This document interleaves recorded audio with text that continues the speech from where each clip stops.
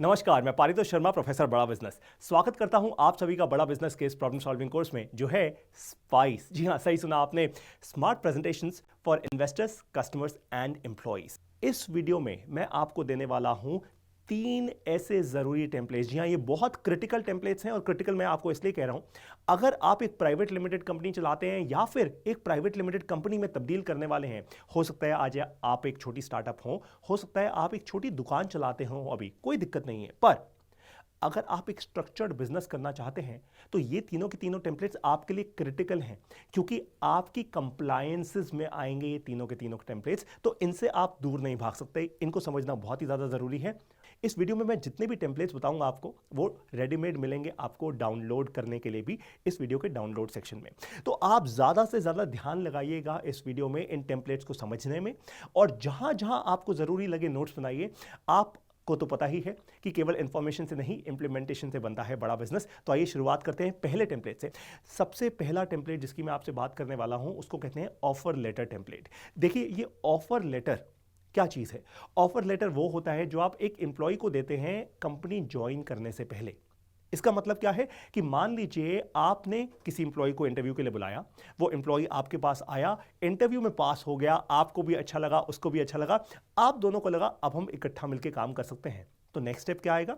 आप उसको देंगे एक ऑफर लेटर। अब जनरली बड़ी कंपनीज में क्या होता है, जो स्ट्रक्चर्ड कंपनीज होती हैं, एक बड़ी एचआर टीम होती है, वो एचआर टीम फिर एम्प्लॉय को एक ऑफर निकालती है, एक ऑफर प्रेजेंट करती है। इस ऑफर लेटर में क्या होता है? ऑफर लेटर टेम्पलेट में आते हैं 6 जरूरी पॉइंट्स। आपके स्क्रीन पर है इस वक्त एक सैंपल ऑफर लेटर टेम्पलेट, आपको ये डाउनलोड करने के लिए भी मिलेगा। इसके 6 जरूरी पॉइंट्स क्या हैं? आप सबसे पहले लिखते हैं एम्प्लॉय का नाम, आप उसकी पोजीशन लिखते हैं, उसकी लोकेशन लिखते हैं, यानी कहां वो काम करेगा, किस ऑफिस में आपको ज्वाइन करेगा, और साथ साथ आप ये भी लिखते हैं कि उसके वर्किंग टाइमिंग्स क्या होने वाले हैं, इस रोल का स्केड्यूल क्या होने वाला है। तो पहले ही पेज पर यह बहुत ज्यादा जरूरी है कि एम्प्लॉय जैसे ही पहला पेज पढ़े ऑफर लेटर का, उसको तुरंत समझ आ जाए कि किस रोल के लिए उसको यह ऑफर दिया गया है, ताकि कहीं पर भी अगर एम्प्लॉय को कोई कंफ्यूजन हो तो वो देख पाए, वो एचआर के पास या सीईओ के पास वापस जा पाए बोलकर कि जी मुझे कंफ्यूजन है, मुझे ये समझ नहीं आ रहा। आते हैं अब दूसरे पेज पे। देखिए, दूसरा जो पेज है वो पूरा का पूरा डेडिकेट होता है पॉलिसीज पे। किस पे? पॉलिसीज पे। आपकी कंपनी की पॉलिसीज क्या हैं? ये केवल दूसरा पेज नहीं, दूसरा और तीसरा पेज दोनों ही कंपनी पॉलिसीज को डेडिकेट होने चाहिए। वो क्यों? देखिए, जब भी आप कोई ऑफर देते हैं किसी भी एम्प्लॉय को, सबसे ज्यादा जरूरी है कि आप अपनी कंपनी की पॉलिसीज के बारे में उसको समझाएं। आप बताएं वो सभी टर्म्स और कंडीशंस जो क्रिटिकल हैं आपके एम्प्लॉय को समझने के लिए। ये क्यों जरूरी है? देखिए, बहुत ज्यादा इंपॉर्टेंट है कि आपका एम्प्लॉय आपकी कंपनी की टर्म्स एंड कंडीशंस को माने, सिग्नेचर करे अपने उस पर। वो क्यों? देखिए, हो सकता है आप एक साड़ी की दुकान है, या फिर हो सकता है आप एक टेक्नोलॉजी कंपनी है। अगर आप एक टेक्नोलॉजी कंपनी है ना, तो बहुत ही ज्यादा क्रिटिकल है आपके लिए डेटा। कल को कोई एम्प्लॉय आपके पास आया और वो जाते जाते अपने साथ पेन ड्राइव में सारा का सारा डेटा ले गया, तो आप क्या करेंगे? इसलिए होती हैं कंपनी की पॉलिसीज। ये सारी की सारी पॉलिसीज एक्चुअली ड्राफ्ट की जाती हैं लीगल लोगों की मदद से, लॉयर्स की मदद से। कई सारे सीएस भी होते हैं जो इन सारी की सारी पॉलिसीज को ड्राफ्ट करते हैं। अब आपका इतना बड़ा खर्चा ना हो, इसलिए ये सारी की सारी पॉलिसीज हमने बहुत अच्छे से ड्राफ्ट करके आपको डाउनलोडेबल फॉर्मेट में दे दी हैं। इस वीडियो को अब आप ध्यान से और आगे देखते रहिए। आगे बढ़ते हैं इस ऑफर लेटर टेम्पलेट में। आने वाली स्लाइड जो होती है, जो चौथी और पांचवी स्लाइड होती है, उसको कहते हैं कॉम्पनसेशन की स्लाइड। कॉम्पनसेशन मतलब सैलरी क्या देने वाले हैं आप अपने एम्प्लॉय को। देखिए, कॉम्पनसेशन ना 2 पार्ट्स में डिवाइडेड होता है। पहला होता है बेस कॉम्पनसेशन। इसको कहते हैं कि बेस सैलरी क्या होने वाली है आपके एम्प्लॉय की। कॉम्पनसेशन का जो दूसरा पार्ट होता है उसको हम कहते हैं बेनिफिट्स। उसको हम एक और शब्द से बोलते हैं जिसको कहते हैं बोनस। ये बोनस जो होता है, इसको डिजाइन करने के बहुत सारे तरीके होते हैं। लार्जली छोटी से मिड साइज कंपनीज में जो बोनस होता है वो क्लियरली मैप किया जाता है गोल्स के साथ। जी हां, गोल सेटिंग आती है। अब आखिरी जो स्लाइड होती है एक ऑफर लेटर में, उसको कहते हैं गोल सेटिंग की स्लाइड। कई कंपनीज में ये होती है और कुछ कंपनीज में नहीं होती। मैं आपको एडवाइस करूंगा कि आप ये जरूर डालें अपने ऑफर लेटर टेम्पलेट में। गोल सेटिंग का मतलब क्या है कि जैसे ही एम्प्लॉय ये आखिरी स्लाइड पर आ जाए, आखिरी अपने ऑफर लेटर के पेज पर आ जाए, उसको समझ आए कि आपकी एक्सपेक्टेशन क्या है उससे। आप क्या चाहते हैं कि वो कितनी चीजें अचीव करे हर महीने में। और गोल सेटिंग जो होती है ना, वो पहले तो आप कीजिए 30 दिन की, फिर आप कीजिए 90 दिन की, फिर आप कीजिए पूरे 1 साल की। ज्यादातर एम्प्लॉइज धक्का कहां खाते हैं, और इसी कारण ऑर्गेनाइजेशंस भी धक्का खाती हैं कि उनको पता ही नहीं होता करना क्या है। वो आते हैं ऑर्गेनाइजेशन में, 4-5 दिन लगते हैं, हफ्ता लगता है, 10 दिन लगते हैं, कई बारी तो महीने लग जाते हैं, और वो समझ ही नहीं पाते कि उनको करना क्या है। बहुत ज़्यादा मिस इन्फॉर्मेशन होती है, मल्टीपल जगहों से उनके पास इन्फॉर्मेशन आ रही होती है। ये सब कुछ हटाने के लिए बना है ऑफर लेटर टेम्पलेट। आइए क्विकली बढ़ते हैं दूसरे टेम्पलेट पर, जिसका नाम है promotion letter template. Promotion letter क्या है? देखिए, अगर आपके एम्प्लॉय ने बहुत ही अच्छा काम किया है तो आप ऑफ कोर्स उसको अप्रिशिएट करेंगे, उसकी प्रमोशन करेंगे। एम्प्लॉयज चाहते हैं कि मेरा बॉस आकर मेरे बारे में कुछ अच्छा बोले, सारे एम्प्लॉयज की एक्सपेक्टेशन होती है।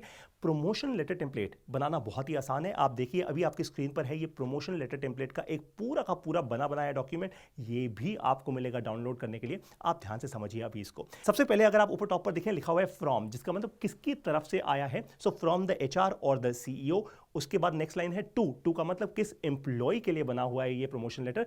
तीसरी लाइन है सब्जेक्ट। सब्जेक्ट का मतलब है जहां पर आप लिखेंगे This is to certify that XYZ employee has gained a promotion। Hindi में इसका मतलब यह है कि इस XYZ एम्प्लॉय को प्रमोशन मिल रही है, इसलिए हमने ये लेटर उसको दिया है। फिर बारी आती है पहले पैराग्राफ की। पहले पैराग्राफ की 3 लाइनें होनी चाहिए, उससे ज्यादा नहीं। 3 लाइनों में आप एम्प्लॉय ने जो अभी तक काम किया है आप उसको अप्रिशिएट करें, और उसके बाद आप उसको सेकेंड पैराग्राफ में बताएं कि उसको प्रमोट किया जा रहा है। बारी आती है फिर लास्ट पैराग्राफ की। ये देखिए, जो आखिरी पैराग्राफ है ना, ये सबसे क्रिटिकल है। क्यों? क्योंकि आखिरी पैराग्राफ में आप 2 पार्ट्स में डिवाइड कर देंगे इस पैराग्राफ को। पहला जो पार्ट होगा ना, उसमें आप बताएंगे कि अब जो नया रोल मिलने वाला है एम्प्लॉय को, उसमें आपकी एक्सपेक्टेशन क्या है। हो सकता है कि नए रोल में उसका कोई नया बॉस हो सकता है कि नए रोल में कोई नई लोकेशन में जाना हो सकता है कि नई लोकेशन में कोई नई टीम के साथ काम करना हो। तो ये सारी की सारी चीजें ना, ये प्रमोशन लेटर में क्लियरली लिखी होनी चाहिए। और उसके बाद सेकंड पार्ट क्या आता है? कॉम्पनसेशन। प्रमोशन के साथ ऑफ कोर्स एम्प्लॉय चाहेगा कि भाई मैं पहले ये भी तो देखूं मेरी सैलरी कितनी बड़ी है। देखिए, ज्यादातर एम्प्लॉय सैलरी के लिए ही तो काम करते हैं। आपको क्लियरली एक्सप्लेन करना है इस पूरे के पूरे एक सिंगल पेज के डॉक्यूमेंट में कि क्या नई सैलरी मिलने वाली है। मान लीजिए कि आपका ये लेटर थोड़ा ज्यादा लंबा हो गया है और आपको दूसरे पेज का इस्तेमाल करना पड़ रहा है, तो ध्यान रखिए दूसरे पेज को आप बोलेंगे एनेक्स्चर। ये भी आपको हमने लिख के दिया हुआ है नीचे डाउनलोडेबल फॉर्मेट में। एनेक्स्चर का मतलब क्या होता है कि एक एक्स्ट्रा एडेड पेज है जो एज टर्म्स एंड कंडीशंस मैंने अटैच किया है इस पूरे के पूरे डॉक्यूमेंट के साथ। एनेक्स्चर के अंदर आप अच्छे से सैलरी को एक्सप्लेन कीजिए और नीचे सीईओ या एचआर हेड के साइन जरूर कीजिए ताकि एक ऑफिशियल लेटर लगे कंपनी की तरफ से। अब बारी आती है हमारे तीसरे टेम्पलेट की। देखिए, तीसरा टेम्पलेट ना बहुत क्रिटिकल है। ये क्रिटिकल क्यों है? अभी तक जो मैंने आपको 2 टेम्पलेट्स की बात की, ये एम्प्लॉइज को डायरेक्टली इंपैक्ट करते हैं, पर तीसरा टेम्पलेट ना आपकी कंपनी को इंपैक्ट करता है। ये टेम्पलेट जो है, इसमें हम क्लॉजेस की बात करेंगे, लीगल क्लॉजेस की बात करेंगे। देखिए, इस टेम्पलेट को कहते हैं employ code of conduct template.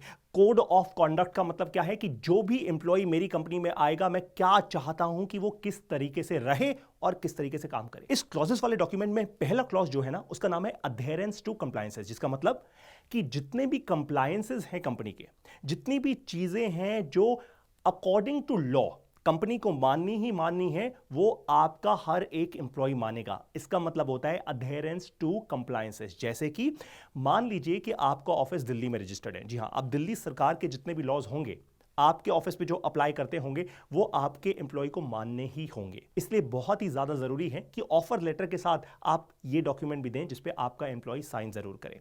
अब बारी आती है दूसरे पॉइंट की, जो है रिस्पेक्ट ऑफ कोवर्कर्स। देखिए, बहुत ही ज्यादा क्रिटिकल है। जो भी नया एम्प्लॉय आपकी कंपनी में आए, वो एग्जिस्टिंग टीम मेंबर्स के साथ घुल मिल के अच्छे से काम करे, रिस्पेक्टफुली काम करे। इस रिस्पेक्ट ऑफ कोवर्कर्स के साथ ना एक और बहुत क्रिटिकल चीज आती है। बहुत आप ध्यान से सुनिएगा, मैं आने वाली वीडियो में भी ना इसके बारे में आपको जरूर बताऊंगा। ये क्या होता है? आजकल बहुत सारे केसेस आते हैं सेक्सुअल हरासमेंट के, और भी बहुत सारे ऐसे क्लॉजेस हैं जो कि एम्प्लॉयज को नहीं पता होते। इनमें बहुत डेप्थ में लीगैलिटीज डिफाइंड होती हैं। कई बार छोटी कंपनीज और मिड साइज कंपनीज इनको समझ नहीं पाती। इसीलिए आपके लिए क्रिटिकल है कि आप ये डॉक्यूमेंट को, जैसा का जैसा डॉक्यूमेंट हमने आपको दिया है, आप एग्जैक्टली उसको वैसा ही यूज कीजिए अपनी कंपनी में। आपको बहुत ही ज्यादा हेल्प मिलेगी और आपके एम्प्लॉयज भी सेफ गार्ड होंगे, आपकी कंपनी भी सेफ गार्डेड रहेगी। तीसरा पॉइंट ये आता है रिस्पेक्ट टू कंपनी एसेट्स बहुत ही ज्यादा क्रिटिकल है। हर एम्प्लॉय को, चाहे वो एक छोटा सा एसेट हो, वो टेबल मेज कुर्सी हो, या फिर वो एक बड़ा एसेट हो, लाखों करोड़ों की मशीनरी, जो भी एसेट हो, ये एम्प्लॉय को इंश्योर करना है कि वो रिस्पेक्ट करेगा कंपनी के सभी एसेट्स का। कभी भी जानबूझ के कोई भी एम्प्लॉय मान हानि नहीं करेगा किसी भी एसेट की। ये उसको साइन करके बताना होगा, उसको बोलना होगा। बहुत ही ज्यादा क्रिटिकल है। तभी मैंने आपको बताया था ना, ये क्लॉजेस हैं, ये लीगल क्लॉजेस हैं, इनको आप बहुत ध्यान से समझिए। अब बारी आती है रिस्पेक्ट ऑफ प्रोफेशनलिज्म की। देखिए, प्रोफेशनलिज्म वैसे एक बहुत ही ब्रॉड वर्ड है, बट मैं 3 जरूरी चीजें आपको बताऊंगा प्रोफेशनलिज्म के अंदर: करप्शन, थेफ्ट और इंटीग्रिटी। इन तीनों चीजों पे, करप्शन, थेफ्ट और इंटीग्रिटी पे, आप क्लियरली बोलिए कि ये नॉन नेगोशिएबल है। कोई भी एम्प्लॉय अगर करप्शन करता पकड़ा गया कंपनी में, उसको निकाल दिया जाएगा। थेफ्ट यानी चोरी करता हुआ, कैश की चोरी, किसी और चीज की चोरी, उसको निकाल दिया जाएगा। और इंटीग्रिटी, इंटीग्रिटी का मतलब होता है मेरी पर्सनल इंटीग्रिटी, कि क्या मैं सच्चाई के साथ, ऑनेस्टी के साथ, सचमुच अपनी पूरी मेहनत के साथ काम कर रहा हूं या नहीं। कहीं ऐसा तो नहीं कि मैं सैलरी इस कंपनी से उठाता हूं और काम किसी दूसरी कंपनी का करता हूं।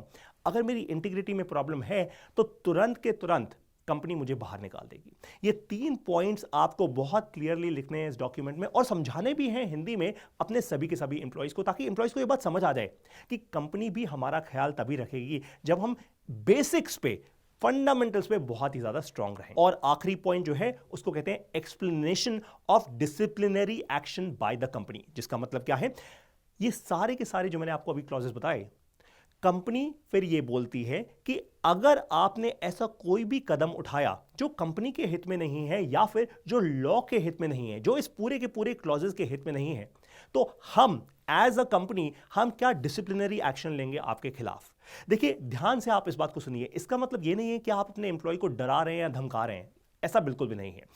आप केवल अपनी कंपनी को एक सॉलिड फाउंडेशन पे खड़ा कर रहे हैं। क्योंकि हो सकता है आज आप केवल 2, 5 या 10 लोगों की कंपनी हो, आप घुल मिल के रहते हो, एक परिवार की तरह हो। जिस दिन ये कंपनी 50, 500, 5000, 5 लाख एम्प्लॉइज की बन जाएगी ना, उस दिन हर कोई इंसान सेम परिवार की तरह शायद ना हो, शायद ना हो। मैं डाउट नहीं कर रहा आपकी इंटेंट पर या आपके एम्प्लॉइज की इंटेंट पर ऐसा हो सकता है कि काफी सारे नए लोग आए और वो आपकी तरह ना हो। मुझे उम्मीद है कि जितने भी मैंने तीनों फॉर्मेट्स, जितने भी टेम्पलेट्स आपको बताए इस वीडियो में, आपके बिजनेस के लिए बहुत कारगर साबित होंगे, बहुत ही ज्यादा प्रॉफिटेबल साबित होंगे। अब बारी आती है इस वीडियो के मैसिव एक्शन प्लान की। देखिए, मैसिव एक्शन प्लान बहुत ही आसान है। जो तीनों टेम्पलेट्स मैंने आपको बताए हैं, अगेन मैं आपको कह रहा हूं, आप छोटी कंपनी हो, एक दुकान हो, एक फैक्ट्री हो, या फिर एक बहुत बड़ा बिजनेस करते हो, आपके लिए क्रिटिकल है। क्योंकि ये तीनों के तीनों टेम्पलेट्स सिर्फ कागज के टुकड़े नहीं है, ये तीनों टेम्पलेट्स कंप्लायंसेस के लिए जरूरी है। तो आप आज से ही अपनी कंपनी में कंप्लायंसेस को मैनेज कीजिए।